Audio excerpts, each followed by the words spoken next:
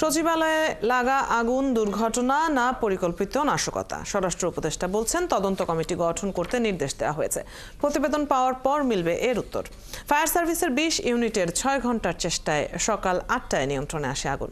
ভস্মীভূত হয়ে গেছে ৭ নম্বর ভবনের ৬ তলা থেকে ৯ তলা। আগুন নেভাতে গিয়ে মারা গেছে সোহানুর জামান নামে এক ফায়ার সার্ভিস কর্মী। ইশতিয়াক ইমনের রিপোর্ট।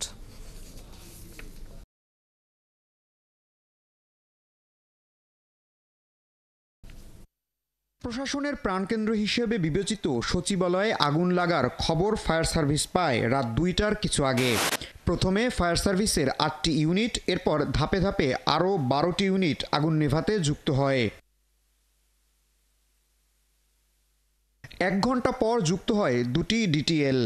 কিন্তু আগুন বড় আকারে ছড়িয়ে পড়লে নেভাতে হিমশিম খেতে হয় ফায়ার সার্ভিসকে।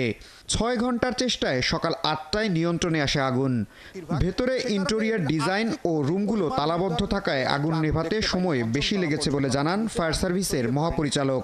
আমরা যতটুকু জানতে পেরেছি ৩টা জায়গায় একসাথে আগুনের ইয়েটা দেখা গেছে। এটা অনেক সময় হয় কি, যখন স্পার্কিং হয়, যদি বিদ্যুৎ লাইনে শর্ট সার্কিট হয়, এটা হতে পারে। এটা অবশ্যই হয়েছে, এটা আমরা বলবো না, বাট এটা যদি শর্ট সার্কিটের বিষয় থেকে থাকে এবং একই লাইনে হয়ে থাকে তাহলে এটা হতে পারে। আগুন নেভাতে গিয়ে সচিবালয়ের সামনের সড়কে ট্রাক চাপায় মারা গেছে সোহানুর জামান নামে এক ফায়ার সার্ভিসের সদস্য। মাত্র ২ বছর আগে ফায়ার সার্ভিসে যোগ দিয়েছিল ২৪ বছরের এই যুবক। উনি একটা পাইপ নিয়ে সচিবালয় থেকে রাস্তা পার হয়ে দিকে আসতেছিল।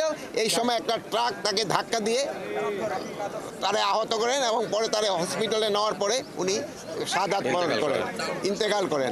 আগুনের কারণ অনুসন্ধান ও ক্ষয়ক্ষতির পরিমাণ জানতে তদন্ত কমিটি গঠনের নির্দেশ দেওয়া হয়েছে বলে জানান স্বরাষ্ট্র উপদেষ্টা।